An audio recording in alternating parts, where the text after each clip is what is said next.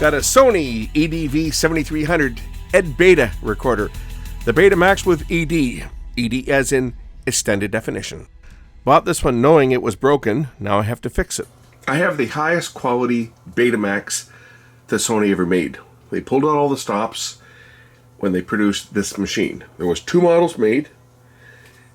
This is one of them. We're talking EDBeta.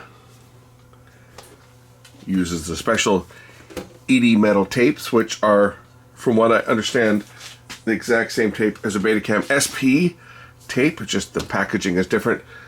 Check out the price of these tapes. Tapes are $30 a pop, but if you bought one that was branded Betacam SP, you paid even more. Here's a Betacam tape. We're going to open one of these up, don't worry. But here's a Betacam tape. It's also a metal tape. I got 3 of these here in packages, so we'll open up the one that the package is kind of damaged on.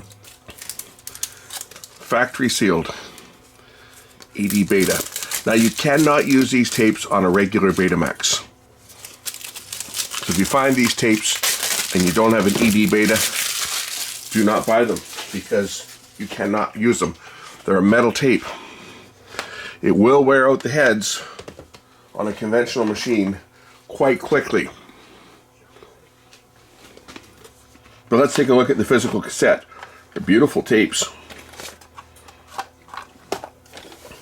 There will be detection holes on the bottom, I'm sure. Yep. It says here, ED metal tape is produced explicitly for the EDBeta system, enabling a horizontal resolution of over 500 lines. Together with ultra-fine metal particles, this tape will surely provide pictures and superb proportions, they say. But that's EDBeta. This is Betacam. They're both the same tape. What you'll notice looking at the bottom of the tapes is the index holes that are used to tell the machine what type of tape it is. By comparison, we'll look at a regular Betamax tape. This is a standard. This was the highest quality oxide tape that was made for Betamax, and it was the same tape that was used in the standard Betacam as well, before SP. If we look at this one, look at the bottom of it, you'll notice that it has a hole over here that you break so that you don't accidentally record. That's the record lockout, and to record on it again you covered it with tape, but the bottom of the tape is smooth. Now we look at these metal tapes. Both these metal tapes, you will notice that first they moved the cassette or the record lockout from this side over to this side, and these ones just have a hole here. Now what that will do is if you try to put this into a regular Betamax machine, it will detect that the tape itself has the record lockout enabled. In other words, you've removed the tab, so they will not record. Easy enough, you could just put a piece of tape over there and a regular Beta machine would think it's a regular tape and attempt to record on it, but it's a metal tape. So it's not going to record properly, and it's going to wear out the heads a lot quicker. We'll look over onto the other side where there's nothing on the conventional Beta. This is where your red tab is, and this one you can push it up to prevent accidentally erasing or have it down for recording, but they're identical. Now I notice here, slightly different on the detection switches. This one has an extra tab punched out, whereas this one does not. I think that's probably the tape thickness, because this is a BCT30, which is a 30-minute Betacam tape, which is equivalent to an L750. This one's an L500. They call it an EL500, but this is the equivalent of an L500. So 2 hours on the Beta 2-speed on EDBeta versus 30 minutes for Betacam. But this tape, if I put this tape in a Betacam machine, it would be 20 minutes. This would be the equivalent to, or this would be the equivalent to a BCT20 MA. Same tape, same shell. So I can throw this tape, if we look at this, everything's the same. I can throw this tape into my Betacam SX, for example, because Betacam SX can use an SP tape. This is equivalent to a Betacam SP tape. Now that we've got that cleared up out of the way,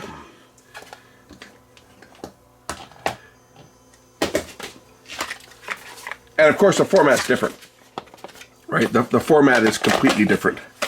Betacam and Betamax and EDBeta are 3 incompatible formats. The only thing they share is the same cassette size. Now this machine can record and play standard Betamax, but if you put the metal tape in, it'll record at 500 lines resolution, making it the highest quality consumer video format that we had. But it's still a color under system. In other words, it's a heterodyne color like regular Betamax, Super Beta, Super VHS, etc. So the detail is gained in the luminance, but the chroma still is relatively low in terms of picture quality for the chroma side of things. I never really took any training on EDBeta, and I've never worked on one. This is the first one I've seen. And this is my deck. I picked this one up for a song. I know it's broken. I know it's got a front loader problem. So we're going to tear into that and see if I can get this working, because this would be a wonderful machine to add to my collection for archiving work. If we get it working, I am going to record a tape though, and we'll see how it looks. That's if I get it going. So that means I'll have all the formats. I'll have Betamax, I'll have Super Beta, I'll have Beta Hi-Fi, Super Beta Hi-Fi, EDBeta. So like all the high-end Sony equipment, it features wood side panels that we need to remove.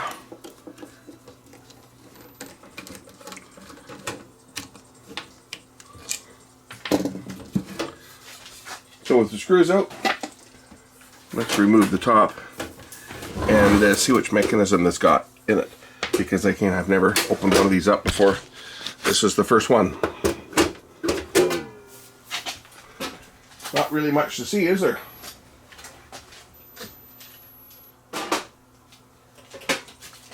Gotta remove the shielding. I see the wires are broken because somebody's been in here.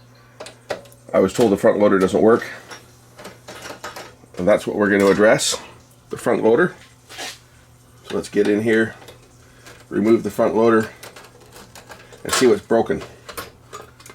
There's the head drum. Looks exactly the same as a conventional Beta because it is the same.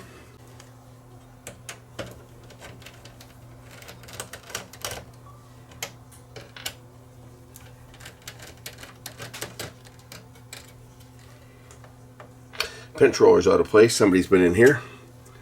Good thing I caught that before trying to load a tape. One of the nice things about finding these old EDBeta machines is that they're all, I think pretty much all of them were relatively gently used.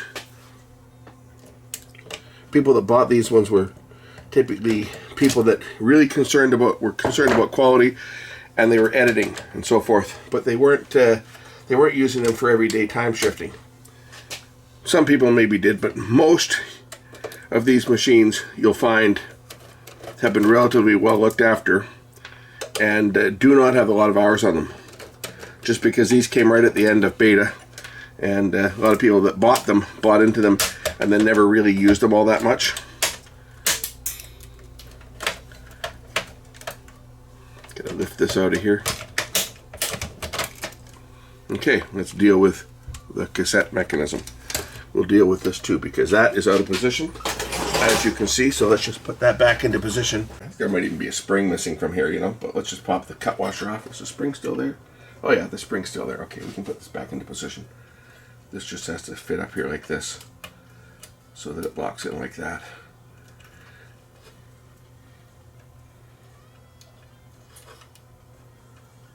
I'm going to turn the mechanism by hand just to make sure that there's nothing else that is obvious on here that's a problem. But yeah, this sits in place like that. There's a spring that pulls it back.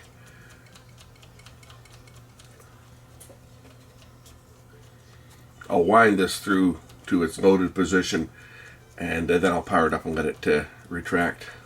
I was told there's gears that are broken on here. Well, we'll see. Looks like it's a side arm out here. Oh, you know what it is? I think it's the plastic pin is broken, so I may have to find one from another machine. I'm pretty sure I've got one of these loaders that I can pick parts off of. I'm pretty sure I've got that one. It's the basket assembly that's damaged. So I'm going to have to go through and look through my collection of broken machines and see if I can find that. Otherwise, what we've done in the past is use small screws to rebuild them by driving small screws in and securing them in place. That's something I've done before. I may just swap this entire mechanism as well. If I've got, I'm pretty sure I've got a complete mechanism that I can just grab, and I'll just change the little front door so instead of it saying Betamax, it says extended definition beta. I think I've got this mechanism. I'm pretty sure I've got it. So I just want to make sure this goes all the way through and locks into place. There, and now if we continue turning this, the pinch roller should be engaged. I'm going to power it up now and just let it retract.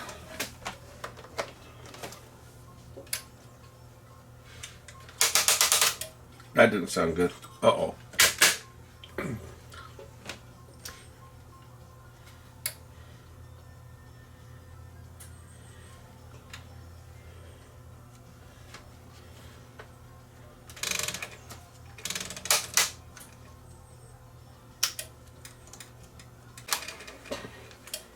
It did unload by itself.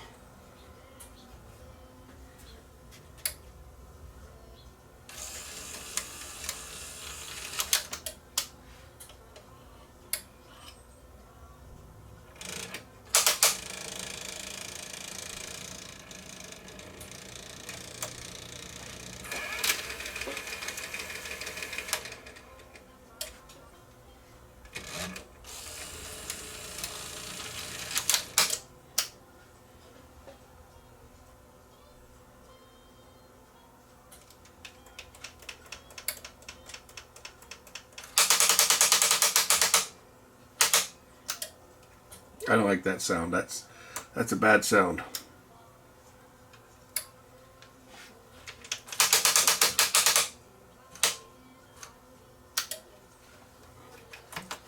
That's trying to engage the pinch roller, but it's not. It's sticking. What else is wrong with this thing besides the obvious? The front loader. I got to get into this as well. So let's pull out the loading motor first of all, so that I can inspect and see what's causing it to stick and not engage the pinch roller. Unclip the wires first, and then there's a couple of screws that will just hold this entire mechanism in place. And just pop this out, and we'll take a look at the mode switch and so forth.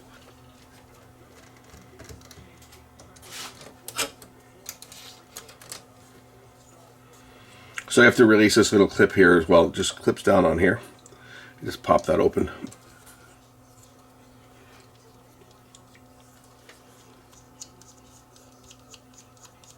This is the planetary gear set on here.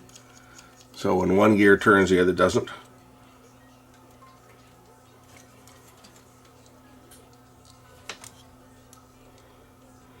So if you lock one, it'll transfer power to the other, and vice versa.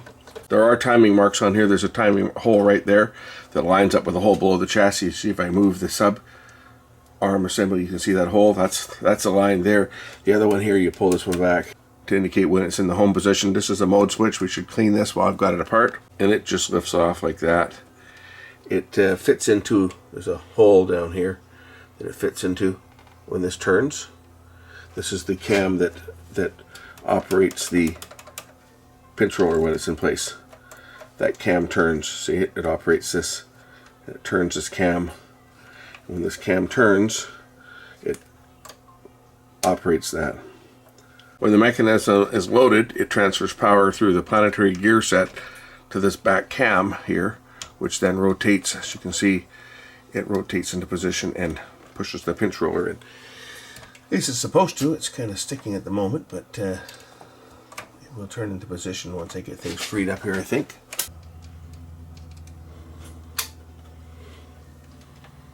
Okay, something's making this cam stick here. I can't turn it even by hand.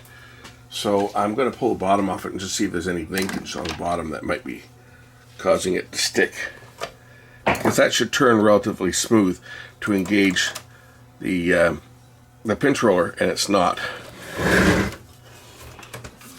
So I'll pull the bottom off of it and we'll take a look at what's going on the bottom side of the chassis. Another thing I noticed is that the take-up spool is not free. So I'm gonna pop the bottom off.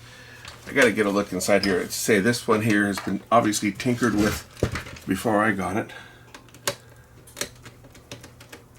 So I don't know what to find or what to expect. Because anytime you get into something that somebody has been into, you just don't know what they may have done to it when they were in there. So pull the tooth belt off, put that cover back on so I don't lose it.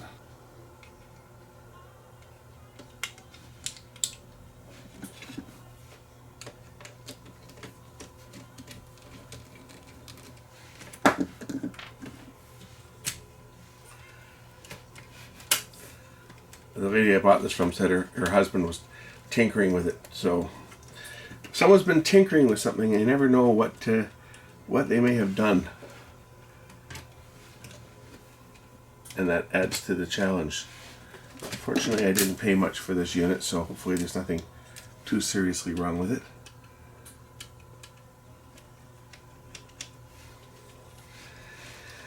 And it's more than likely just timing is out on things, because if things got taken apart and not put back together correctly, then you end up with things like this gear that's out of position, for starters.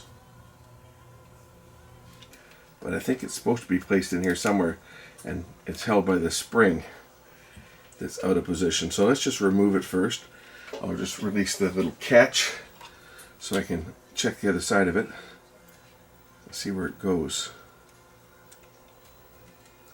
It comes off like that.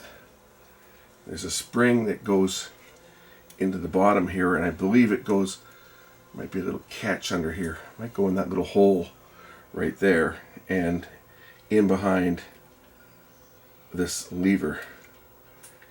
I think that's where it goes.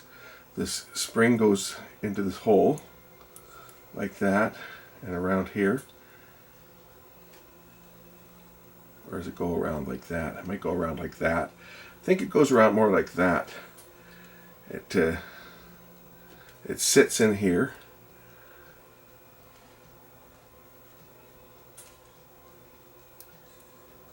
Like that. And then this goes in place and it hooks in behind here. Pretty sure that's how it goes in place. So this goes on here like this.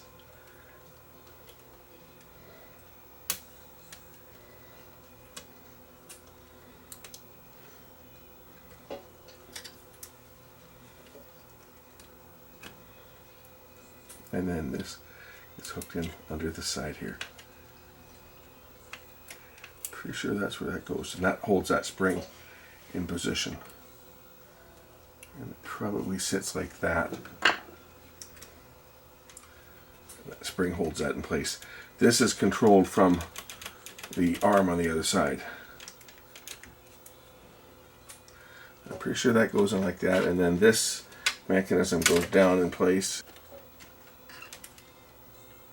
Maybe it'll sit like that.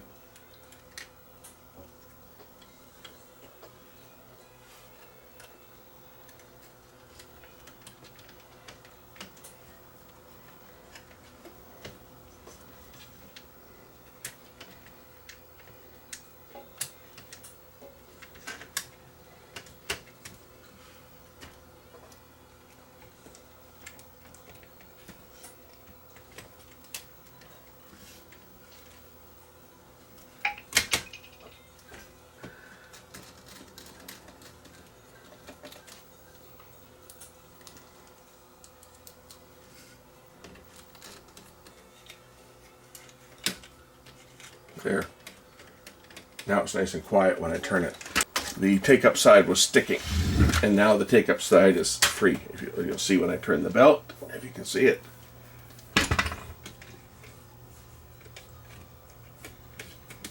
That's also what was likely sticking the cam gear over here. I should be able to turn this, and it should. Got up all there, out there. This should now turn and not stick, which it doesn't. See, now it goes into position to engage the pinch roller. Of course, I knocked a spring off, so I got to turn this again to release it. And we'll put that little spring back on where it fell off. Goes on this little post here. Grab something smaller to work with.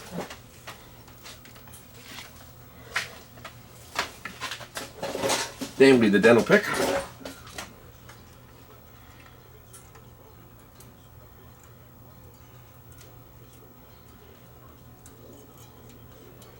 Put that on there like that. Now this cam will turn freely to engage the pinch roller, just like that.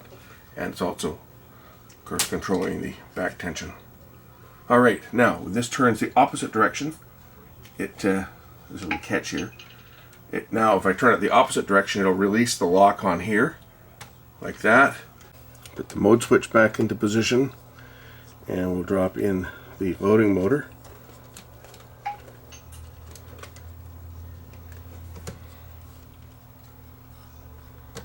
I do have a complete basket for this, incidentally, from another machine.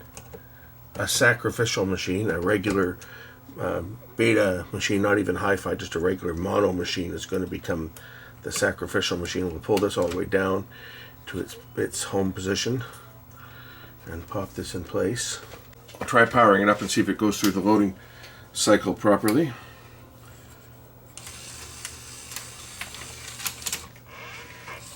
Yep.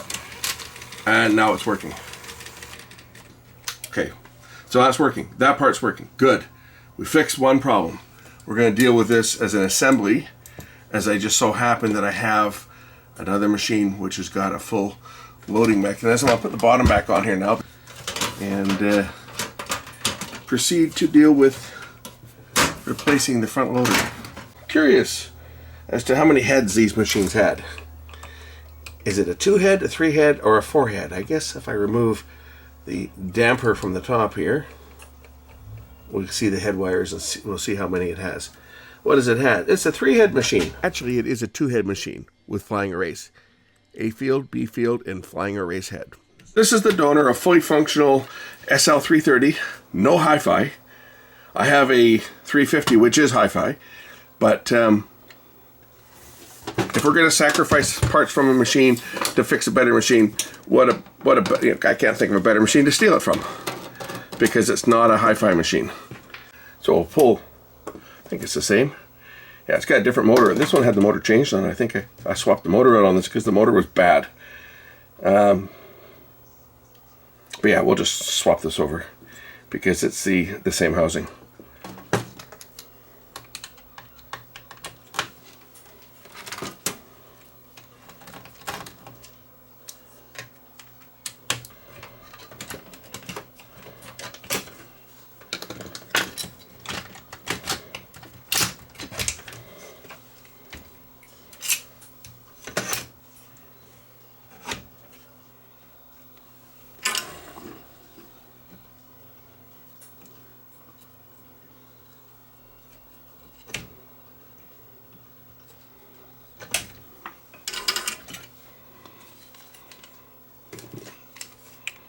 Yep, they're the same. You can see what's wrong. You can see what's wrong with this one, right? The plastic pins on the cassette housing. This is broken off of that.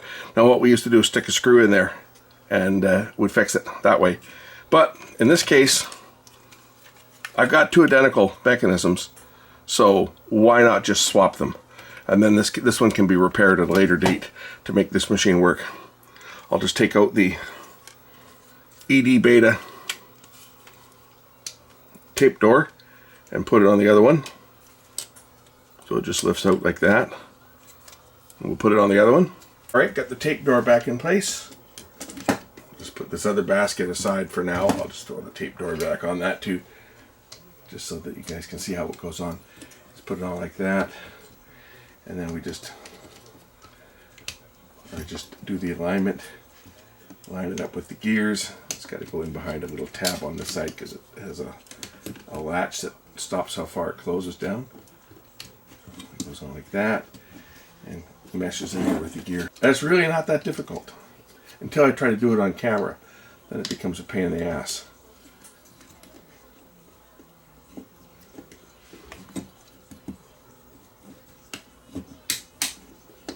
Like that, and then the side goes in just like that. That is how they go together. Okay, let's throw this one back into the high-end deck and we'll see whether it works. See what other surprises I've got. Gotta strip some wire here to hook the wires up.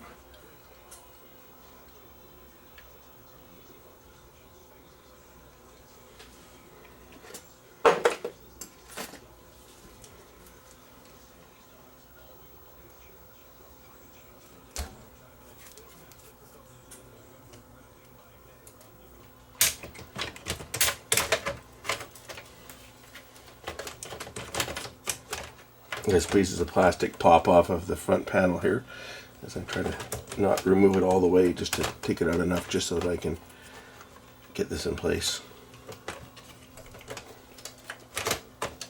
Drop that in like that. Get the screws in to hold it in place.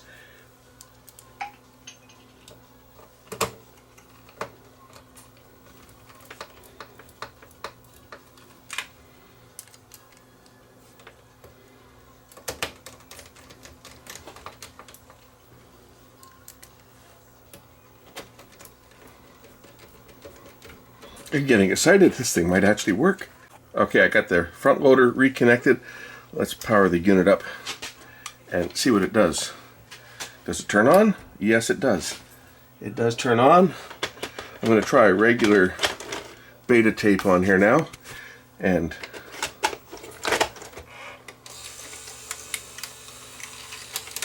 yes, it loads. Play. Does it play? It does. Doesn't play properly. I'll show you guys the picture, but I got something. I got something to start with. So it's playing the wrong speed. Oh, you know what's happening?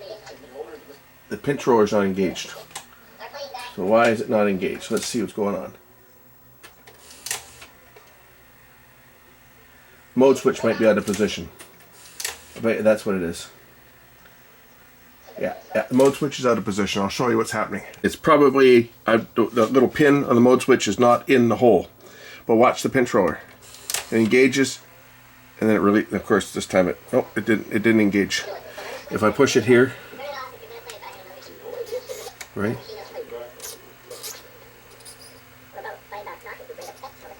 So we're out of position. But we know that that part works. We'll just pop this assembly off and check the position of the switch. I bet it's advanced a little bit.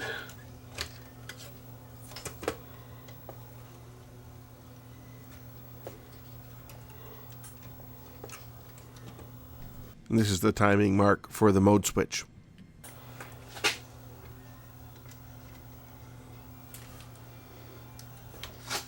See if it goes into the hole there. It looks like it's going into the hole.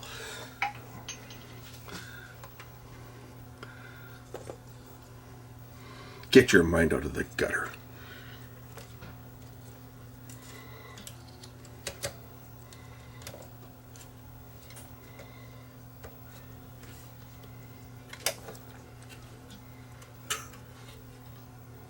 Make sure that my timing is correct again here. That to there and that to there.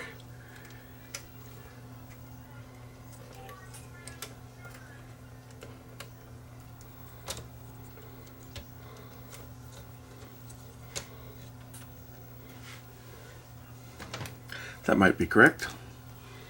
We'll find out in a minute.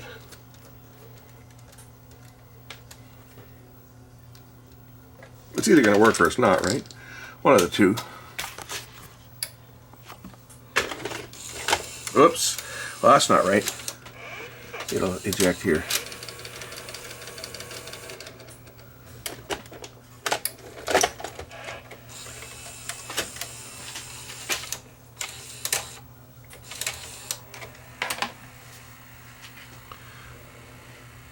That's looking better.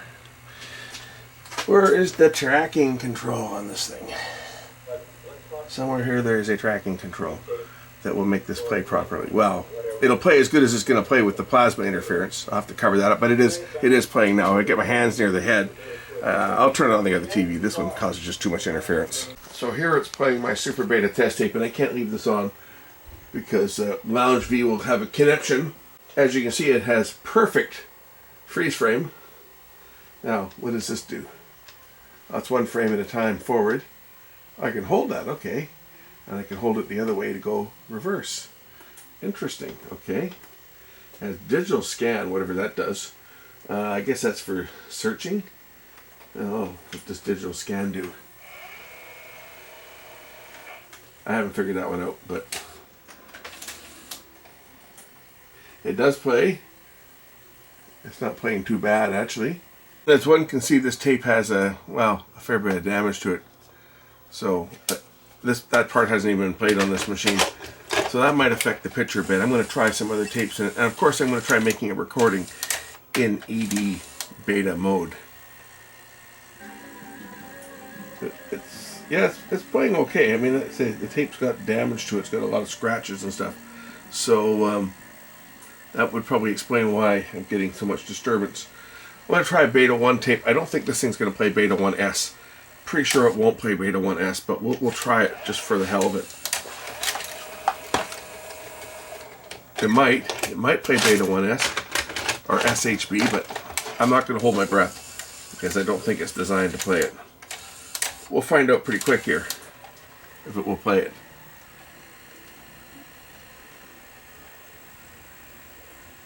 Well, actually, it is playing it. I stand corrected. It will play Beta 1S. And it plays it fine. This is SHB that it's recorded in. And it's playing it just fine. Okay, perfect. Looks like this tape's been damaged by a machine too. Look at the top edge. I must have had a machine that these tapes were run through that was damaging the tape as it played. Well, that's no good. Well, this tape's not damaged. And you can see this tape's running nice and true. This is the tape of my Las Vegas signs, the master tape from the camera.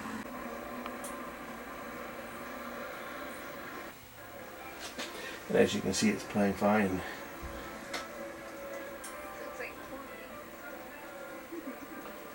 Let's pause, look on this. Look at that. Perfect. Slow motion.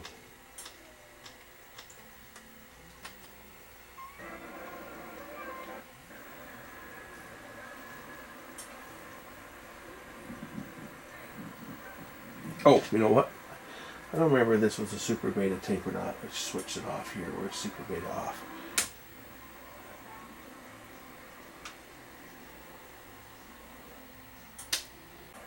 There's the aquarium tape shot on the old GCS1. Oh, what happened there? Why did my picture go away? Do we still have a problem with this machine?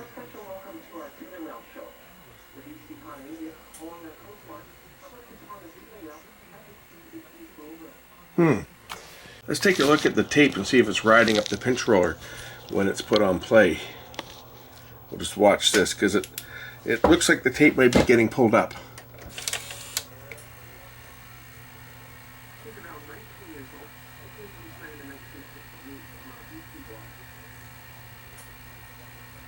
Yeah, look right down in here. Looks like the tape's being pulled up and it's no longer, the control track's no longer being read. If I stop it, watch the tape, see if it drops. Watch the tape. Maybe that pinch roller is worn. I do have another one here. Let's just try it. Swap that pinch roller while I'm at it. Comes out pretty quick, so we'll do that. After all, this pinch roller was in the wrong position when I opened it up initially, so maybe it's worn out. Let's just pop it out of here and look and see. I got another one. We'll put this one on. Looks like the one I'm putting on's got less hours. Original one's on the left. This is the one I'm going to put on.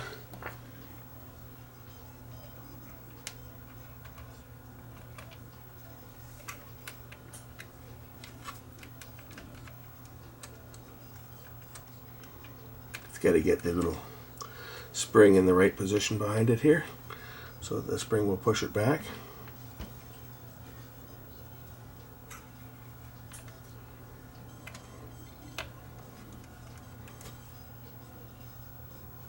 Let's try that one.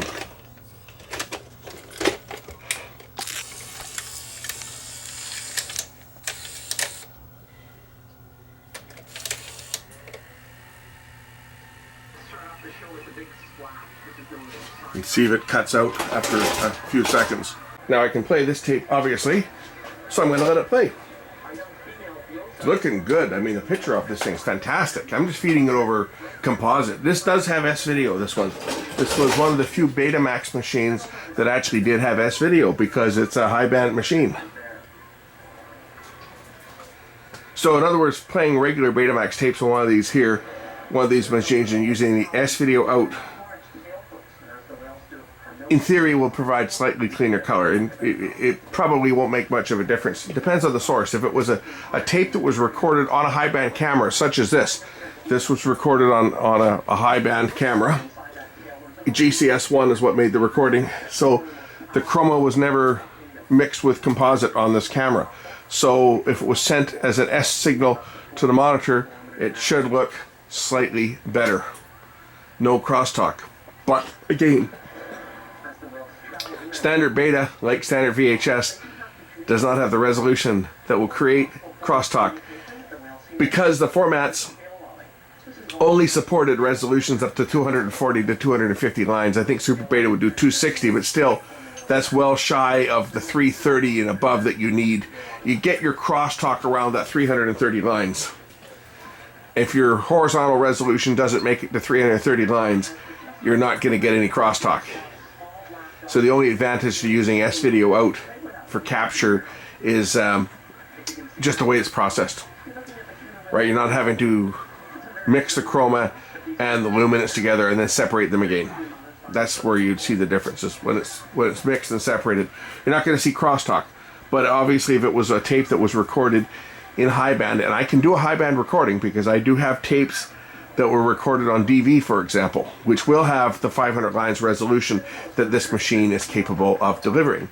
And we'll make a recording. We'll take a DV tape that was shot on a DV camera, and we'll dub it over to EDBeta, and we'll see how it looks. And it should be virtually indistinguishable from the original because EDBeta can do 500 lines of resolution, just like DV could. I could dub a tape from Betacam SP, but Betacam SP only has 340 lines, which is broadcast standard. But the Betacam SP, on the other hand, it has much higher chroma bandwidth. That's the big difference between VHS Beta, all the consumer formats, and the professional formats. All the consumer formats, and that includes 3/4 inch, which was a professional format, but it's a color under system. So the chroma is removed from the normal subcarrier position on the video signal. For NTSC, that's 3.579545 megahertz. For PAL, it was 4.43. That's where the chroma lives in the baseband video. So your baseband video goes from 0 all the way up to 4 megahertz, say, for NTSC. And your chroma is encoded at 3.579545 in that video signal. And when it's on direct recorded tape, 1 inch and quad, the chroma was recorded on the tape as it was in the video baseband. On the cassette formats, 3/4 inch, Betamax, VHS, 8mm, the chroma was removed from its location at 3.579545 for NTSC, and it was converted down to 688 kilohertz for both Betamax and 3/4 inch, 629 kilohertz for the VHS, and 733 for the 8mm and high 8 formats. And then recorded directly on the tape. The luminance, or black and white information, is recorded as an FM carrier, and the chroma was recorded directly as a converted down signal. On playback, that signal was taken from the down converted frequency, and it was converted back up to where it belongs depending on the format. NTSC 3.579545. It gets put back to that carrier or back to that frequency and mixed back in to the video signal. And on the S video outputs on machines that have S video, it's converted back up to that component frequency, but it's not put back in. It's not mixed back in with the video. It's sent on a separate wire to the TV, which then can handle it, or the other equipment which can handle it. So that one step of mixing and separating again gets removed if you're using an S-video signal, and that's why it tends to look a little bit brighter. It's not improving the resolution. You're not reducing crosstalk or anything, because there is no crosstalk there on regular VHS and beta and regular 8mm. There's not enough horizontal bandwidth to cause a crosstalk. But the thing is, when you take your chroma and you convert it down to that lower frequency, well, there's not as much bandwidth. On NTSC, your chroma has about 1.2 megahertz of bandwidth for the red and the blue channels. The green channel, which is what contained most of your detail, went right up to 4 megahertz, but the chroma was only 1.2 megahertz for each, for the red and the blue, which would equate to approximately 120 lines of chroma, whereas your luminance had like 330. But on VHS and beta and 3/4, where the chroma was down converted, it cut the bandwidth down to 629 kilohertz is where the VHS was centered, and you don't have 629 kilohertz because it doesn't go down to DC. So you had maybe 600 kilohertz of bandwidth, and on beta you had maybe 640, 650 kilohertz of bandwidth, and VHS maybe 600 kilohertz of bandwidth. That equated to about 40 lines of chroma for the red and the blue. Betacam, on the other hand, because it records the full bandwidth of color, did 120 lines for the or for the chroma for red and for the blue, for the subcomponents. And that's what made Betacam and Betacam SP broadcast quality, because the FCC stated that you needed 120 lines on your chroma, and of course the signal to noise ratio is a lot better. But a lot of times low resolution stuff did get broadcast, but it wasn't optimal. To record it in broadcast quality, you needed to have that minimum spec, and the Betacam format delivered that spec. DV also delivers that spec, because even though it's encoded in 411 color space, there's still plenty of bandwidth for the chroma. It's still much better than VHS and beta for the chroma. As you can see, this is playing perfect now, so that pinch roller was also bad. So we got a new pinch roller in here. I put the cassette housing in from the other machine and retimed the mechanism, because somebody had their fingers in there and didn't know what the hell they were doing. So now, to break the news as to what I paid for this beast, you guys can guess, but you won't be right. I paid $25 for this, and that included the 3 brand new sealed tapes. So I think I did okay. I knew I was buying a broken machine. I was going to have to fix it, but I also knew that I can fix it, because that's what I do. I fix stuff. So there you go. I'm going to do a test recording. I'm going to go and grab another source. Now that I'm happy that this machine is not damaging tapes, it's playing, I'm going to grab one of those brand new ED tapes. I'm going to grab a source, and we're going to record over S-Video and see how this thing performs. We'll just try all the other modes while I'm at it. So we know that fast forward works, or fast search works. We know that reverse search works. That's full fast forward. And of course it has beta skip. So you hold the button down, it goes into search, and then back to full high speed. And hit rewind. Yeah. Beta skip. With the picture. Back to full speed. Yeah, mechanically, she is working good.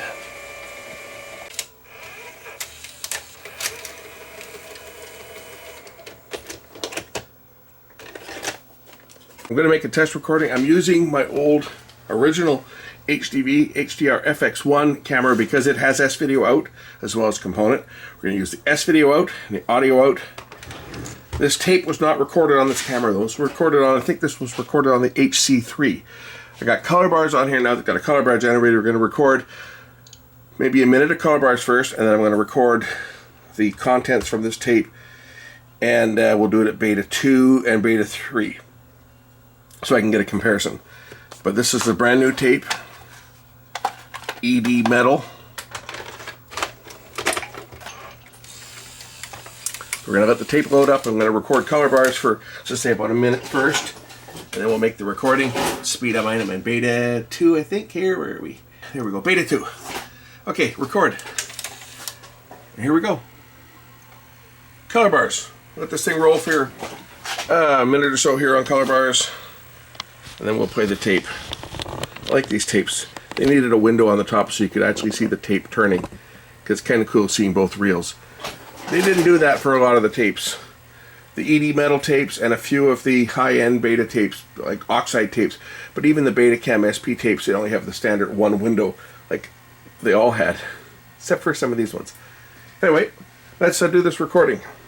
Now this is an HD recording that's been down-res by the camera to 480i, but this is a 1080i recording that we are recording. Again, it's the only thing I could do better than this was to find a tape that was recorded on the FX1. I've got them. This is the first tape I grabbed. This was recorded on the HC3. It's still pretty darn good. It's just a single CCD as opposed to a 3 CCD, but resolution-wise, it should be right up there with the others.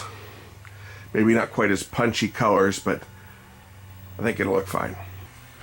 But I'm curious to see how this looks, because I've never seen an EDBeta before. This is the first machine I've actually even touched or seen. I've seen pictures of them, but I've never seen one. So this is the first one I've seen. This is the first one I've touched. This is the first one I've repaired. And I got it for 25 bucks. For those wondering how old this machine is, well, this is number 20 off the assembly line. All Sony Beta machines started with A8 because the A indicated Japan, and I think it was Tokyo actually, and the 8 indicated the factory, and then the serial number follows, so you ignore the first two. This is number 20 off the line. They did not make a lot of these machines. Oh good, there's shots on this tape at Queenie Park. This was shot with the FX1 3 CCD HDV camera. So this again was shot in HDV, but so this is basically as good a quality as we're going to be able to give this EDBeta for its test evaluation, because these are true high definition shots that are down res down to 480i and sent over S-video.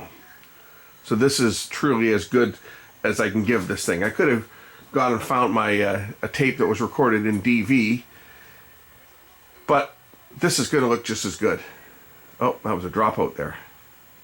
Looks like we had a couple dropouts. That's the problem with HDV, was the dropouts were huge. If you had a dropout, the picture cut out. Well, on DV you get horizontal bands across the picture. On HDV, a dropout, the picture just freezes until it can recover, because of the long GOP used for HDV, the codec for HDV. But picture quality wise, they look great. Use a good tape, a new tape, one that wasn't worn out, and they look good for the first couple times you use the tape. The rule of thumb when you were dealing with DV, and especially HDV, when you were making your first initial recording, you used a brand new tape. You could play the tape back multiple times for editing, but once you edited from it, you didn't use the tape. You didn't wipe it and reuse the tape. You used a new tape every time you fired the camera up, because your chances of having bad dropouts were much lower on new tapes. Once the tape had been through and run through half a dozen times, you go to re-record. It would still play fine usually, but you go to re-record on it and you end up with dropouts, and dropouts were a real issue for high definition on that quarter-inch tape, which was 6 millimeters is the width of the DV tape, quarter-inch, right? These ones certainly were capable and were used. HDV cameras were used for news gathering all over the world. You send them into conflict areas and stuff where someone's just got a small camera and they kind of blend in. instead of carrying this massive camera that, you know, cost $50,000 and weighed 20 pounds and made you a target. Anyway, let this thing record and we'll take a look at the playback. I did a recording beta 2 and beta 3, and now back onto beta 2 now for this section from the 3CCD camera. Well, I continue to make the recording. Here's some fun facts about EDBeta and how it was different than, say, Beta 1 Super High Band. So on Beta 1 Super High Band, which was the SLHF 1000, were the machines that had that recording format, they extended the carrier frequency to 6 megahertz, and that pushed the resolution up to 300. I think it was 320 lines, somewhere around there, 310, 320 lines. It was close to 3/4 inch in terms of quality, or right in that 300 line range. Much better than the conventional, which only had the bandwidth only went up to 5.2 megahertz. 6 megahertz on the Beta 1 speed, on their, what they call the super high band. They pushed the resolution up to a little bit north of 300 lines. EDBeta pushed the resolution to 500 lines, and how they did that was they moved the carrier frequency to 9.3 megahertz.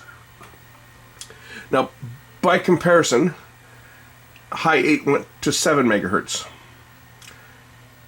Super VHS was somewhere around there as well, because they both did 400 lines resolution. High 8 pushed the bandwidth to, I think it was 2 megahertz of bandwidth, and this is 2.5 megahertz. It runs between 6.8 and 9.3 megahertz is the luminance carrier. And that is where they pushed the resolution. That's how they pushed the resolution. I'm just reading some stuff here. So EDBeta was 6.8 to 9.3. Super Beta was 4.4 to 5.6 megahertz, and standard Betamax was 3.5 to 4.8.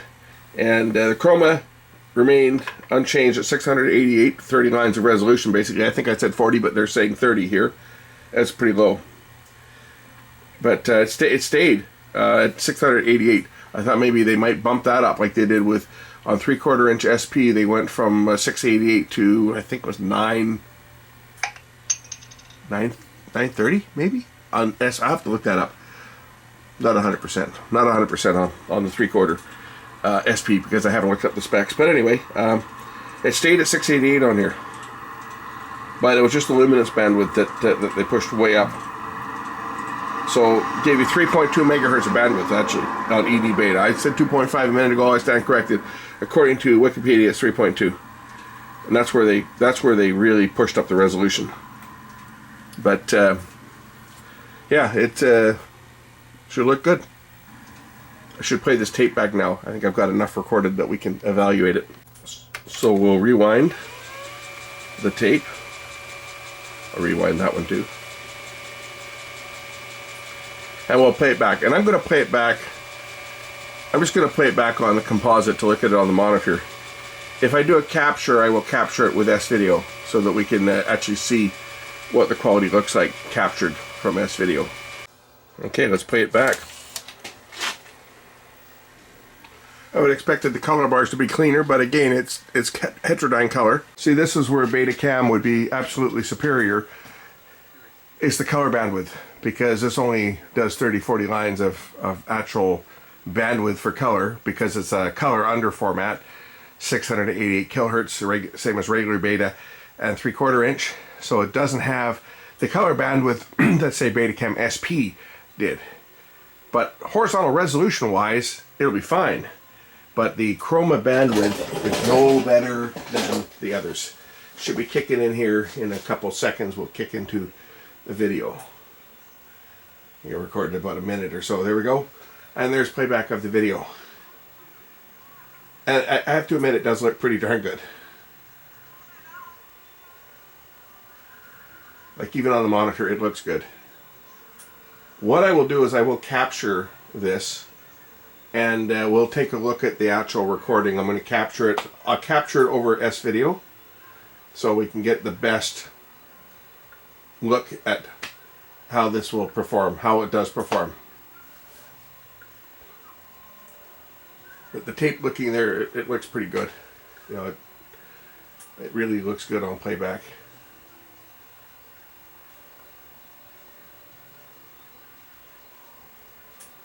Like looking at the monitor here, it looks exactly the same. You see the odd dropout, obviously because it's analog, but it actually does look really good. As you can see, freeze frame is excellent.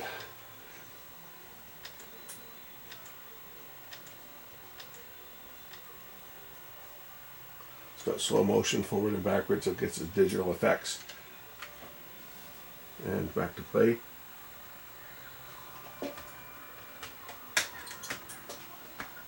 This is the EDC7300 if you're interested in which model it is.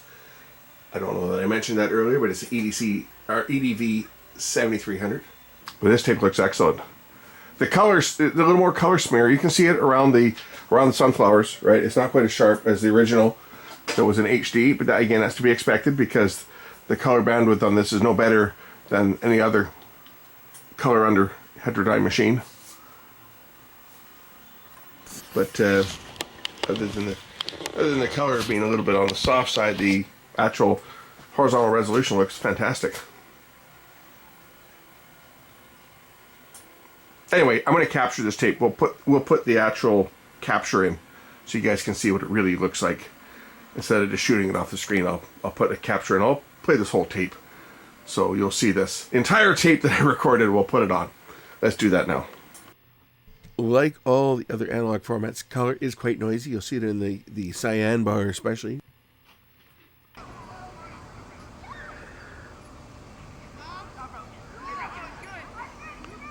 This is the Beta 2 speed.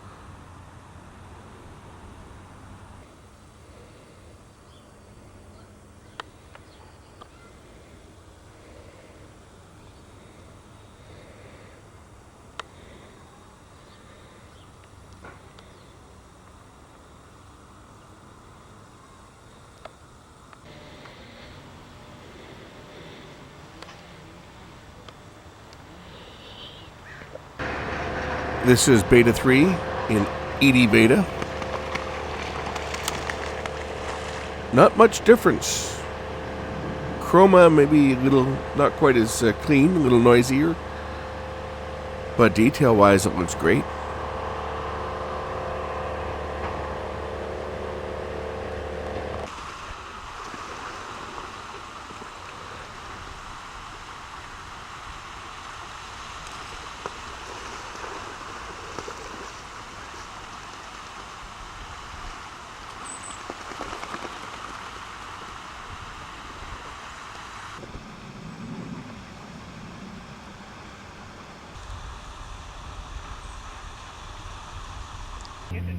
And finally, we'll look at a shot that was done with the HDR FX1, the camera that's playing this back, made this recording. 3CCD. Again, this is recorded in Beta 2, so I think this will probably showcase the very best quality that this tape format could deliver.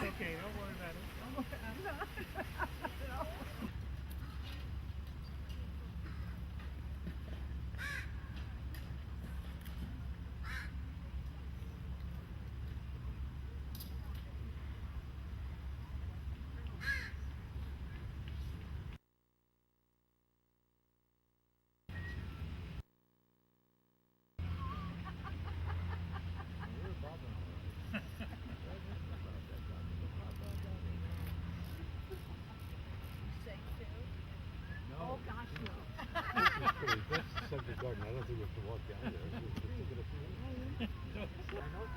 work out with him. Hospital. Yeah. I used to have a kickboxing jazz band in there every weekend. I used to have them come to a church.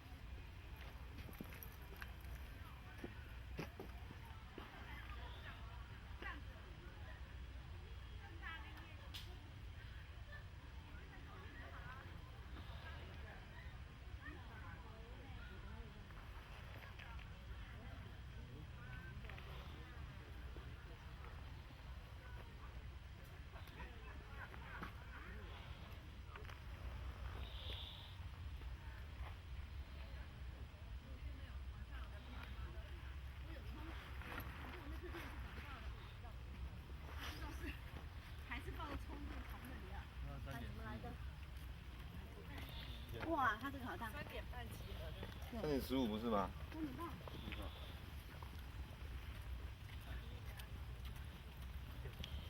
一边徛一半过去，一边徛一边一半过去。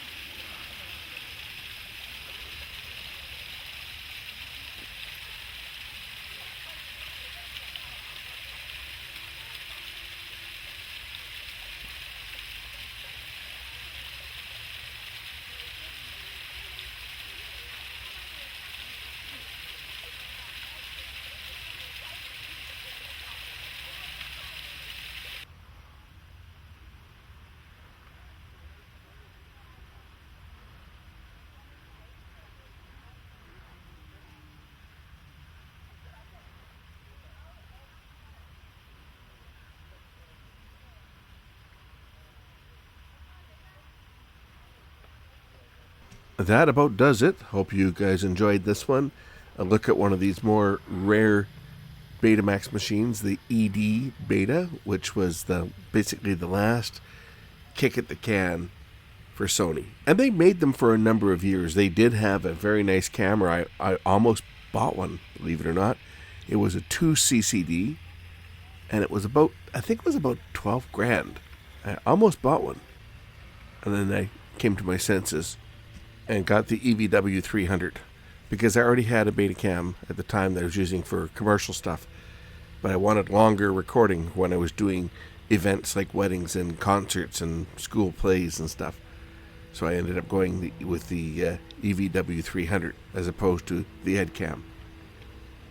Because it was cheaper, it had an extra CCD, and I already had the equipment to play the tapes back.